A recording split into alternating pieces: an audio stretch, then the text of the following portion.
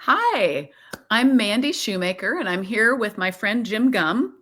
And we're so glad that you've joined us today for our final in this series of looking at the let them theory and the Enneagram. So, I am a personal and professional development coach and also do some small business consulting and things like that. Jim, how about you? You want to introduce yourself Yeah, first? I work with the Enneagram and have for many, many years and do very similar work to Mandy. Work with individuals, couples, executives as coaches, and also do team building training with the Enneagram. Yeah. So today we're going to focus on, the book that's all the rage, the Let Them Theory. I do have a book club, which actually we're just launching our next book. So if you go to my website, mypurposebuiltlife.com, today we will have the announcement of the next book. So that's pretty exciting. Um, but we will be focusing on the Let Them Theory today by Mel Robbins, and then looking at how does that relate to Enneagram. And our focus today is the head types 5, 6, and 7. So I'm going to give just a real brief overview of the Let Them theory, and then Jim's going to share a little bit about head types, and we'll kind of go from there. So the Let Them theory is really focused on preserving your own energy. That there's so many things in the world that we put our energy towards that are really out of our control. And so, how do we identify those things? How do we not let it kind of suck the life out of us, make us feel overwhelmed, take up a lot of space in our, just emotionally? And so, Mel suggests that we let them do what they do and give ourselves a pause so that we can think about what I want to let me do in response. So rather than reacting, controlling, showing up maybe in a way that isn't our best self, the let them theory helps us take that pause and then be really intentional about how we want to respond. So that's what we're going to be talking about Yeah. with the types. And that segues really well into what we're going to do with the let them theory, because the Enneagram teaches that there are 9 patterns of kind of automatic behavior. And what we're wanting to do is to observe in the let them what you probably will see in the automatic behavior of another person of that type. And then as a person of that type, what would the let me be? Where could I be that's not my reactive behavior, but my more responsive, my best self? And, that can happen in an instant, in terms of we can turn either way. But that's the offering that the Enneagram has.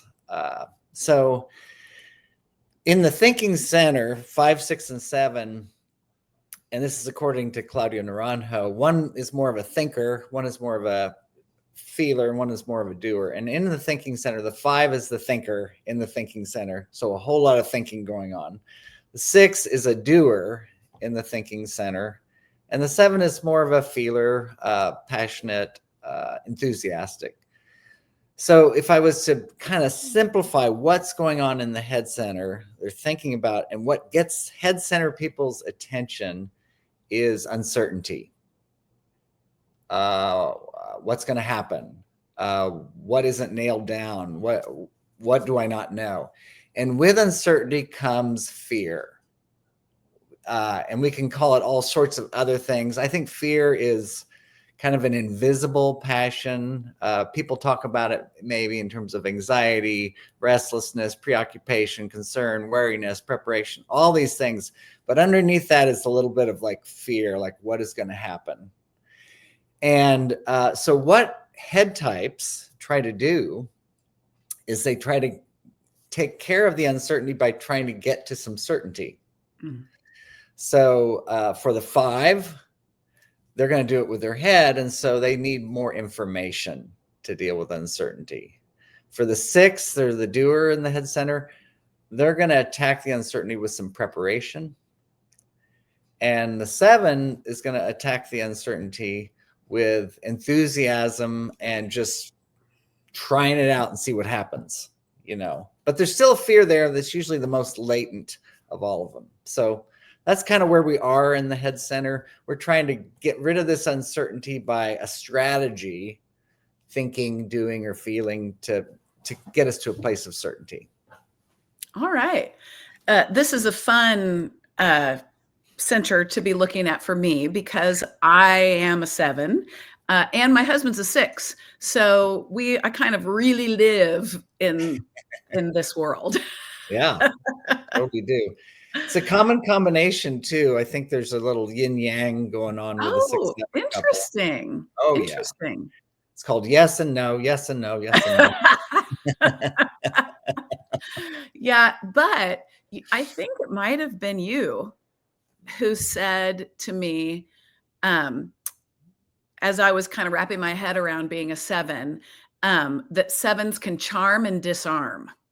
Yeah, they can. So sometimes maybe I've done a little too much of that. So the no isn't as strong or strong enough. Yeah, that's right. So we'll see. We'll see. All right. Well, why don't we talk about how we can let each of these types, 5s, 6s, and 7s, be their type and not let it get too much under our skin.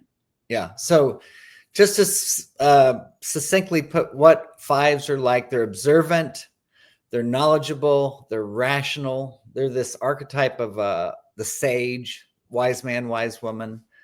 They have a little bit of fear of intrusion and depletion. They have strong boundaries, right? Strong boundaries. I'm worried that my battery is going to run if you ask a 5 to do something, they'll kind of go, okay, let me think about this. They'll turn away from that. So when you're dealing with a 5, what does it mean to let them be a 5? First of all, you let them be rational, even when you're emotional. Their first move is never to run in, to overreact. But I would say the thing that's important to know about 5 is don't mistake that coolness on the exterior, that they're not emotional inside. Mm-hmm. So they tend to always go like, let's pause and wait. Let's see. Let's think about this. Let's not do anything rash or drastic. So that's the first thing that 5s are going to do. Let them. Secondly, let them need to have more information. The information data is the currency for the 5. And internet was the greatest thing to ever happen for 5s. Because they can just become the expert. They can. They will have 73 tabs open on their browser. They go deep into the rabbit hole. So that's another thing about 5s. Let them, they're always going to research things. Mm-hmm. And then lastly, I'd say let them leave early. Don't be surprised when they leave early. So lots of Irish exits. Lots of Irish exits, goodbyes. Say goodbye without leaving. Yes. And part about that, it's not about leave without saying goodbye. Yeah, leave without saying goodbye. Yeah. Absolutely. So that lots of times it's like they have a little fuel tank when they go to a party or they're extending themselves, and they're very aware when that thing is starting to peg toward empty, like, okay, I got to get out of here. I don't know what's going to happen, but they feel like they're just running out of energy. So those are the let thems for 5. Great. Don't be surprised. And it's kind of the conservation of energy, conservation of time, conservation of resources. So I knew a 5 who would say, is there any other reason that I need to be at this meeting? I might say that, but just at the risk of getting bored. For a different reason. Yeah. Okay. So moving on to 6. Mm-hmm. They're the doer in the head center, and they're vigilant, they're trusting, and they're loyal. And they're known as this archetype of what's called the hero's journey, which is the person who has doubts and doesn't know whether they can do this quest before them, but they rise to the occasion courageously as the hero. So it's the Luke Skywalker, the Bilbo Baggins, all that type of stuff. Even Moses in the Old Testament, like I'm slow of speech and slow of tongue. The reluctant. Yes. And one. Yeah. Part of it that's surprising, they're known for being fearful, cautious. Fear is the passion of the 6. But when push comes to shove, they can be the most courageous. So that's a really cool thing. So how do they deal with uncertainty? They anticipate, they prepare, they go, hey, you got to think about all these things that could possibly happen.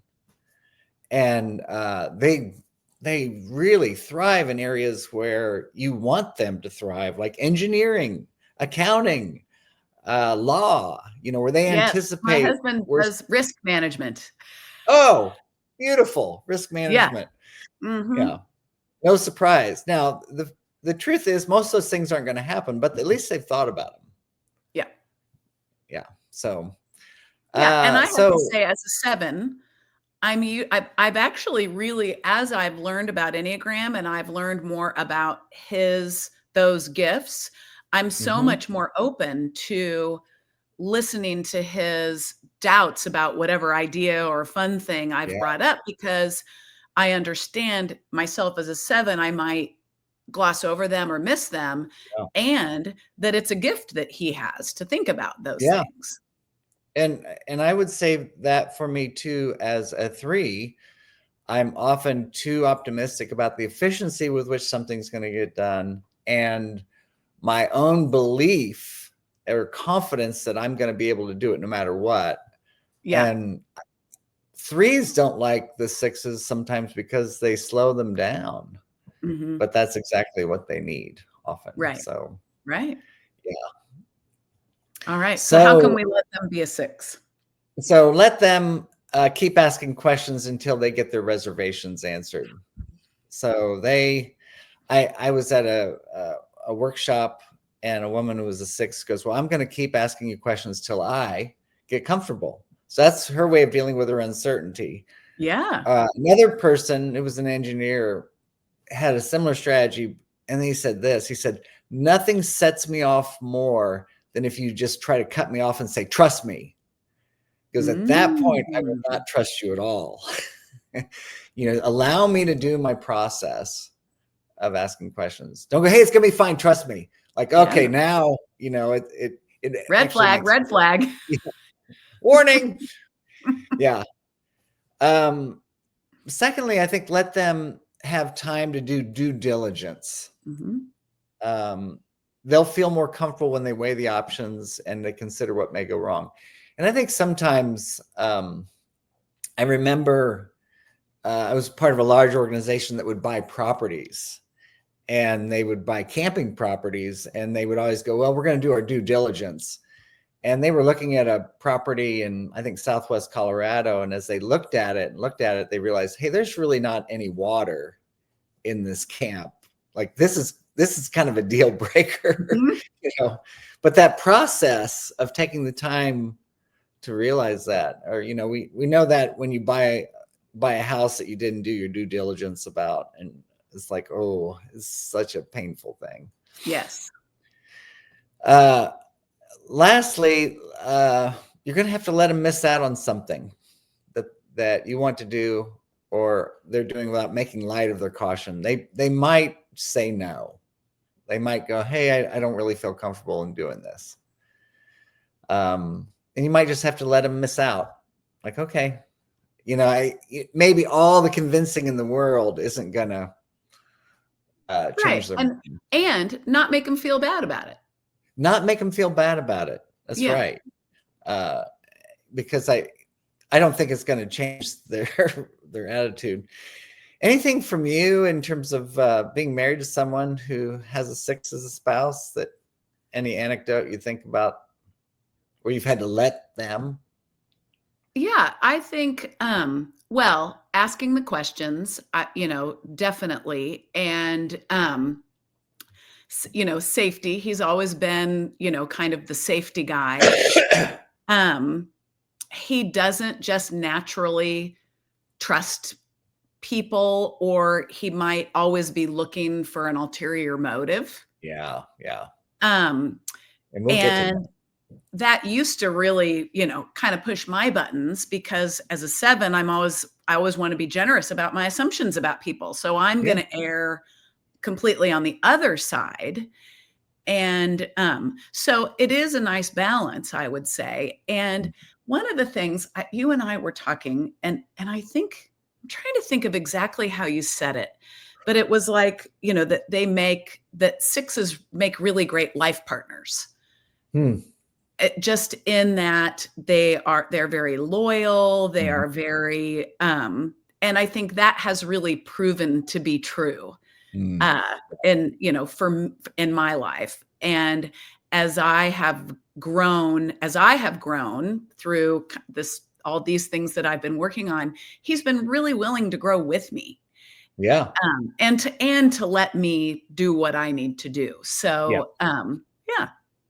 Cool. So, That's great. yeah, yeah. On to the best type right now. This type Of 7. course. Yeah. So the 7 is the feeler in the thinking center. So they're imaginative, positive, playful. They're the archetype that's the opposite of type 1. The type 1 is the archetype of the adult. The 7 is the archetype of the child.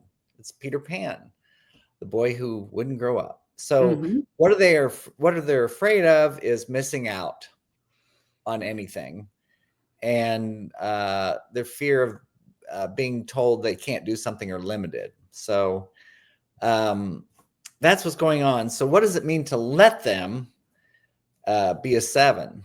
And so the first thing, of course, is let them explore possibilities and offer ideas without feeling the need to act upon them. So they are possibility thinkers. They're future oriented. Um, they're really good in terms of out of the box, blue sky thinking.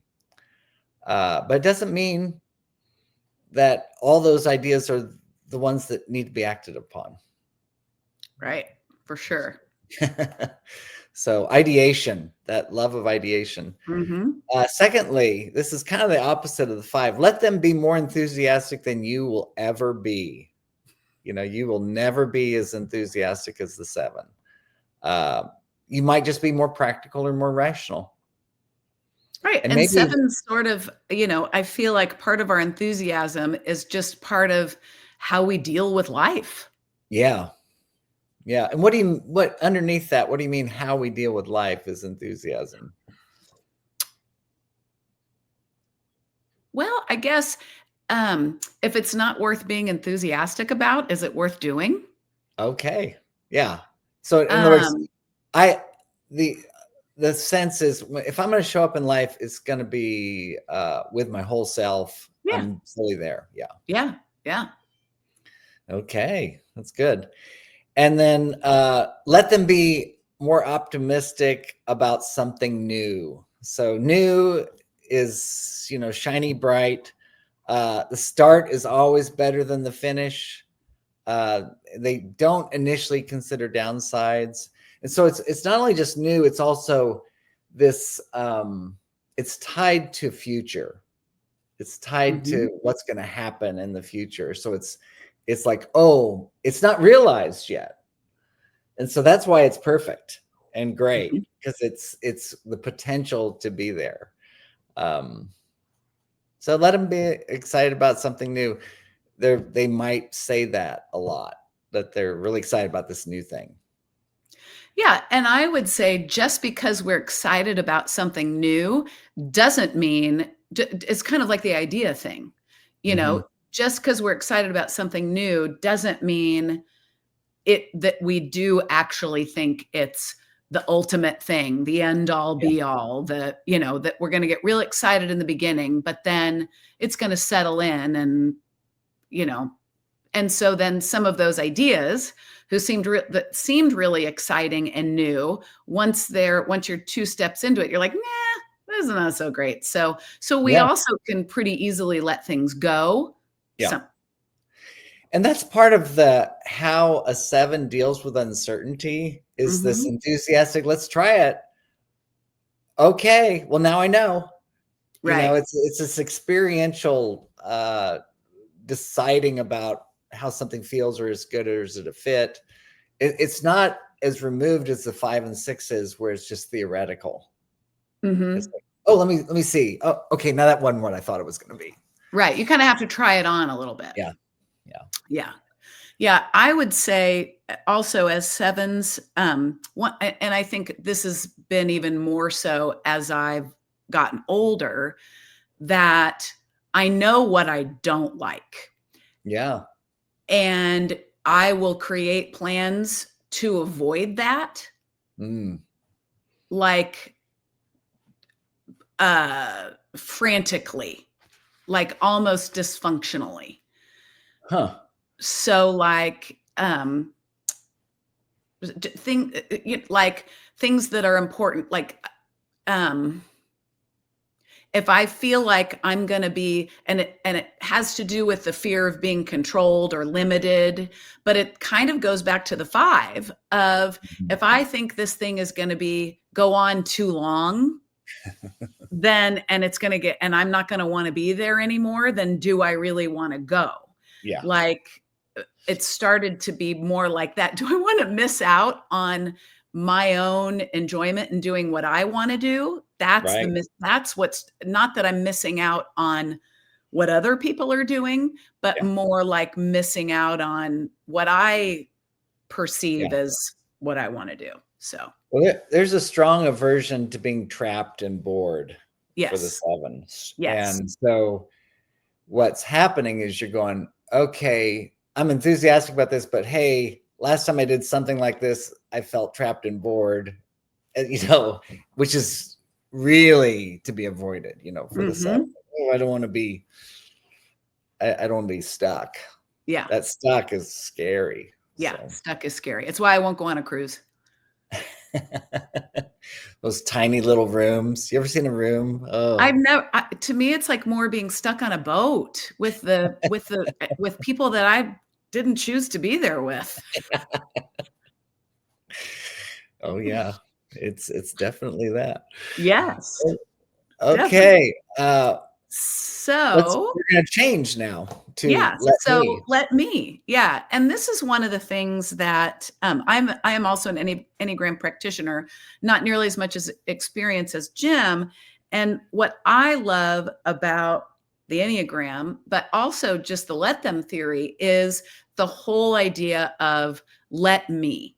So, Mhm, and that's really my coaching practice, is really based around who is my authentic self mhm. and how do I want to show up in the world. So, Yeah, and the let them theory really gives us that chance to pause and figure out, what are my values? yeah, How do I want to respond thoughtfully rather than just automatically, to continue whatever patterns maybe aren't serving me? And the Enneagram gives us a wonderful path to growth, um, through multiple paths of growth yeah. through the Enneagram. Well, So, and I think you're touching on something that's a beautiful thing about the Enneagram is that it's not one size fits all. It's like my growth path is different than your growth path. And right. what I need is different than what you need. And might be different than another 3. Absolutely. Yeah. Where you are and how the subtypes play into it. The second thing that I think is beautiful about it, when you say you're a life coach or you're executive coach or you're a couples coach or whatever, the implication, what we know from coaching, like from sports, is I'm going to show you how to bat a baseball or do a football block or whatever. Coaching is the essence of where do you want to go, and drawing out in that person the things that are already there and Mhm. helping them, come to the things that they want, that they know that's true about themselves. And the beautiful thing about the Enneagram is you have this kind of the way I am without thinking much, and this other beautiful way that's much more virtuous. Mhm. And really, we're just trying to let people get in touch with that so they can act upon that. Yeah. And so some of these things that we're going to see in the let me is really much more on the high side of these types. Right. Right. And I think one of the things when I'm talking about Enneagram with people is that we talk about how it helps us see behavior patterns that maybe aren't serving us or are Yeah. no longer serving us.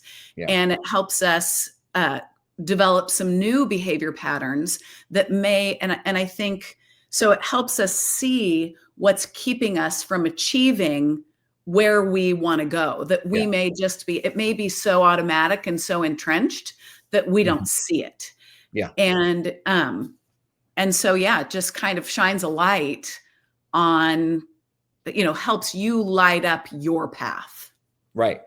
And the thing that's really keeping you stuck or limiting beliefs, limiting feelings, limiting action, all that stuff. Yeah. Yeah. And we don't know that we're behaving automatically, Right. But everybody around you knows that, though. The quicker you respond, your predictability. Mm-hmm. Your friends know your predictability. Mm-hmm. Your family knows your predictability. We're just the last one to know. So anyway, that's the beauty of the tool. So we got to let me. So what does it mean to let me if you are a 5? So the first thing I think, and this is something that I would have taken from the 7 Habits of Highly Effective People, let me seek to understand before being understood. So the 5's a great thinker. They are brilliant.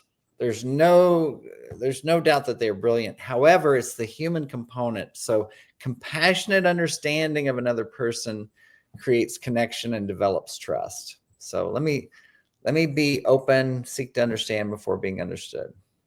I think what you just said is something, yes, specifically 5s, but that we could all right now really use, is that compassion and understanding is what builds connection and trust. It does. And part of it with the Enneagram is it's a great tool for self-awareness. I understand myself. And then it's a fantastic tool for compassion. Like, oh, I understand what's going on with you.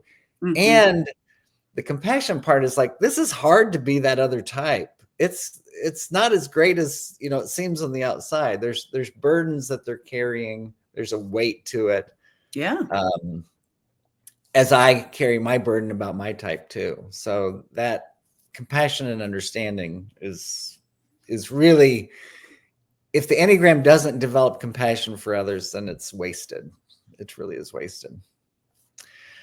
Secondly, let me express my feelings without filtering them first through my thoughts. So feelings are really scary for 5s. And 5s, I think, are very deep feelers, but you just can't see it. Mm-hmm.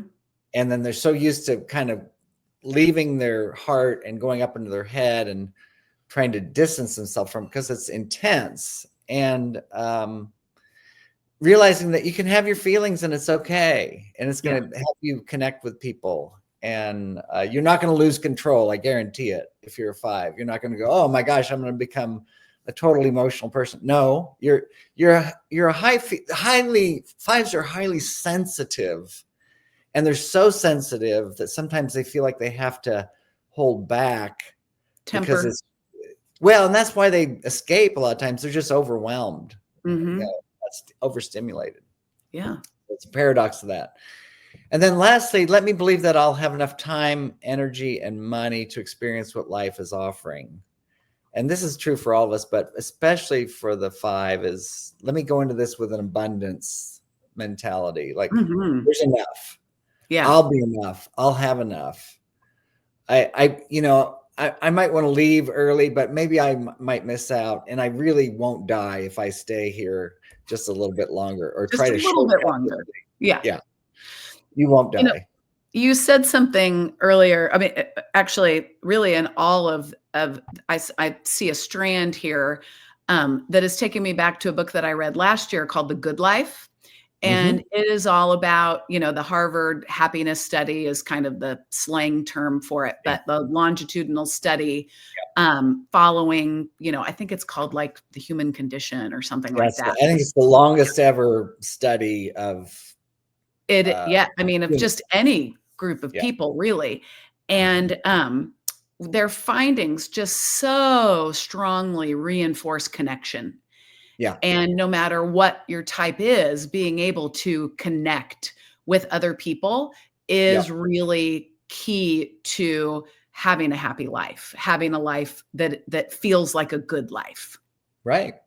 And then it segues perfectly into Brene Brown's work about vulnerability Oh, yeah. and connection. And the Enneagram will make you vulnerable because you have to look at your passion and you have to look at the things that are really challenging for you. And every type has it. No type gets off, Right. it's Oh, like yeah. every type has a full page of things that are challenging for them. And so we can either ignore them, deny them, or we can own them and go, oh, what am I going to do with this? Share them. Well, that creates trust and vulnerability. Yeah. Yeah. So Absolutely.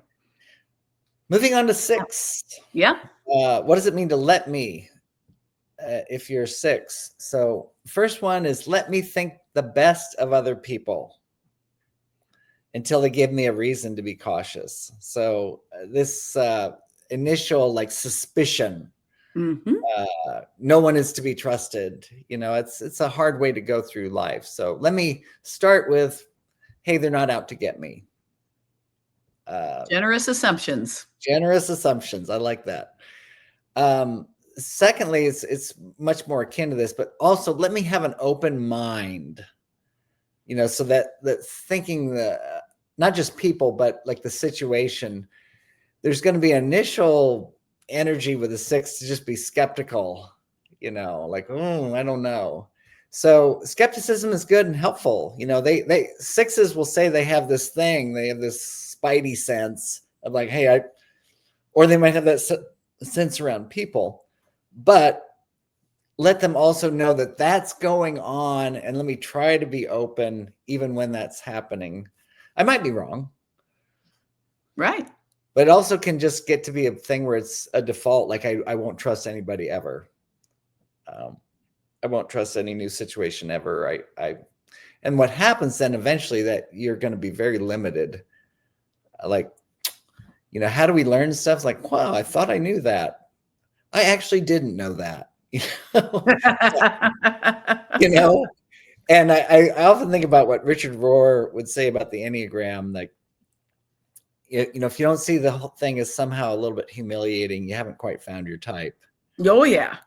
And then his corollary is like, I pray for one good humiliation every day. Mhm. And lately I've been on a real streak, but Yeah. that sense of like, ooh, what do we do with that part of us? It's like, oh, it's hard. It's just raw material to grow as a human, Yeah. all of that. It's just raw material. Okay, this is the biggest thing. So the 6s, like I was saying about the 5s are the most sensitive on the Enneagram. They don't look like it, but inside there's a lot of sensitivity going on. The 6s are the most courageous in essence on the Enneagram. They know what the stakes are. So one of the things for the 6 is to let me trust myself. Mm-hmm. Let me believe that I'm wise and thoughtful and I'm courageous and I don't need anybody else to rely on, like, or get their approval or check with them. I can do it. And sometimes the 6 will surprise themselves kind of when push comes to shove, that they can really act out courageously. That's part Great. of the hero's journey too. Is like, wow, that little hobbit, took the ring down. So Did so much. yeah, Yeah. it's Yeah. so To much. believe in yourself. Yeah. Yeah, to believe in yourself. And so for the 6 to do that, they might start out cautious or fearful, but they do have a deep reservoir of courage that they can tap into. Whereas the 7s,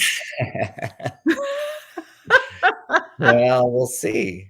So now we're on to what's the let me if you're 7. Um, let me let go of the belief that another sadness will somehow rub off or stick on me. So, or even my own sadness or disappointment. I'm afraid to be sad because if I'm sad, I might get stuck there and I'll never get out of it. Sadness is natural. It says, hey, I need to let go of some things. I need to mourn some things. It's the other side of joy. There is no true joy without a little bit of that bittersweetness or sadness. They go together, the contrast of those two. And often the joy and the connection comes from people responding to our duress. Yeah. What you remember someone who came to care for you when you were sad. That it's this incredible opportunity for connection. Yes. So if everything's fine all the time, everything's great. It doesn't give anybody any opportunity to step up or to. It makes you less relatable, less human. Most people kind of go like this, and the 7 sometimes in personality will just want to stay on the high side of that, just only positive things. Well, that's not how life works. And some things are totally unavoidable and they're very sad. That's called getting to be a grown-up. Right. Yeah. It's interesting for me as a 7. I am not afraid of sadness, but I don't have the depth of sad feeling, I think, as other people. Yeah. And I've kind of just had to accept that. Yeah, that's true. And part of it, I think the first step is just not fearing it. If you were a 4 and someone's sad, man, you can go there in a heartbeat. You can go, let's go there. Let's go deep and sad. And I am, and that pathos. I can go sad with other sad people. It's just not in myself. There's just not, I can go there. It's just not real deep. Yeah. So. Secondly, what does it mean to let me if you're 7? Let me be present in this moment without needing to imagine or plan for a more exciting future. So that can, what can happen sometimes is 7s, looking forward, anticipating this is going to be great. This is going to be great. And then they get there and they might be a little bit let down and they just start planning the next thing. So presence, sobriety, I'm here, I'm fully here right now. There's nothing I'm missing. There's nothing out there that I should go to, and that's gonna create a sense of just being more present, more content. Yeah, and I think that comes with age too. As people mature. I'm reading a book right now. Actually, I just finished it. It's called The 5 Resets. It's the author of it is referred to in the Let Them theory a lot. When Mel is talking about Dr. Aditi, she wrote this book. And in the 5 Resets, she has then 15 techniques for building resilience and rewiring your brain from maladaptive stress, from prolonged exposure to maladaptive stress. And one of her strategies, she calls it activate your sticky feet.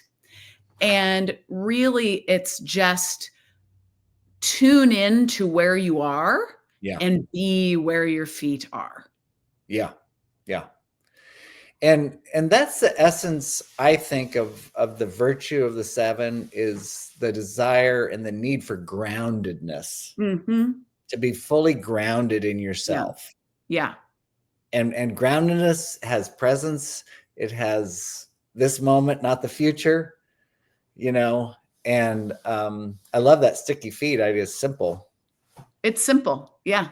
It is. And just to really be where your feet are. Yeah.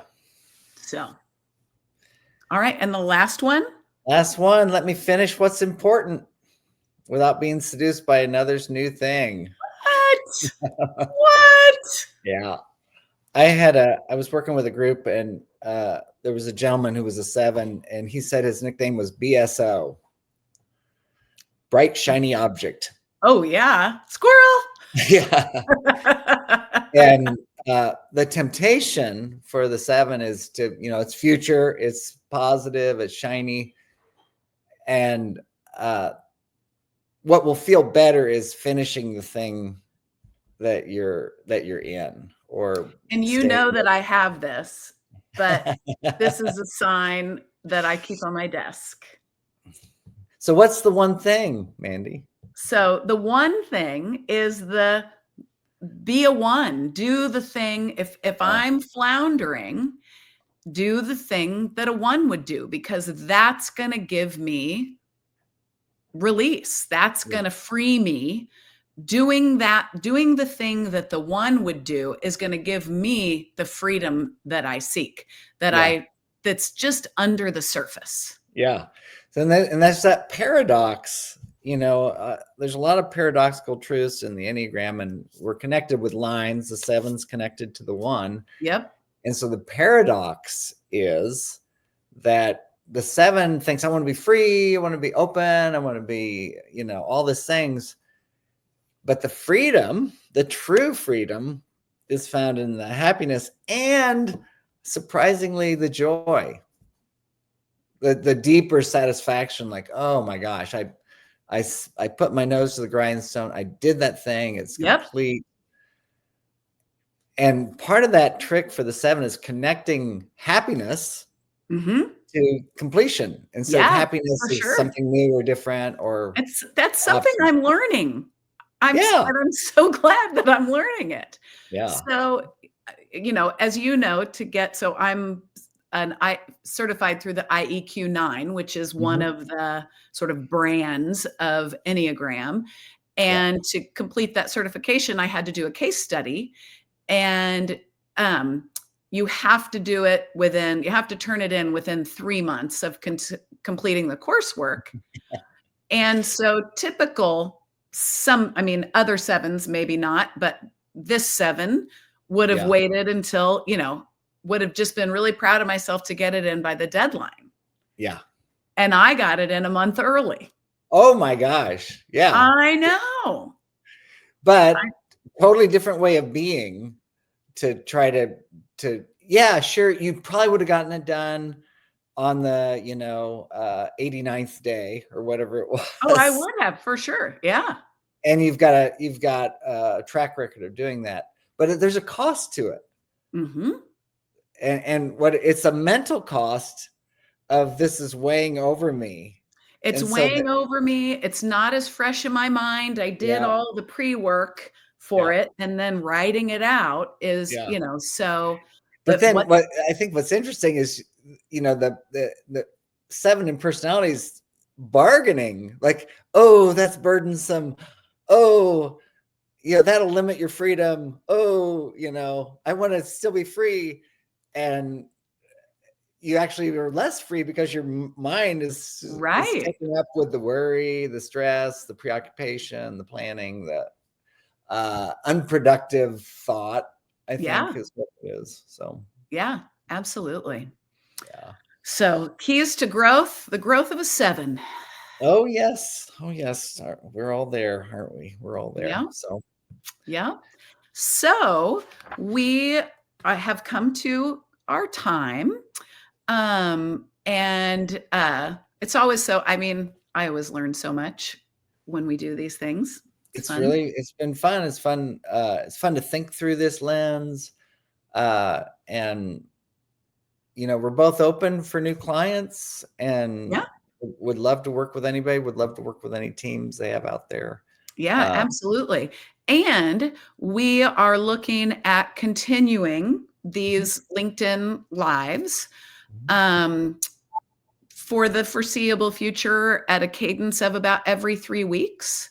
So our next one is scheduled for March 21st. I think so. Yeah. I believe. Yep. And more to come on that, but I think we'll be focused on defense mechanisms, I maybe. think that might be it. Defense Yeah. mechanisms. So, and we will do this also through, we'll always have Enneagram as kind of the foundation, but we will maybe be applying other theories to the Enneagram and looking Yeah. at them through the Enneagram. How does it look for each type? And so this will still be let them theory focused on defense mechanisms. So. Yeah. Great to be together again. All Thanks, right. Mandy. Yeah. Thanks, Jim. Okay. And I'll see you soon. Okay. Okay. Bye. Bye.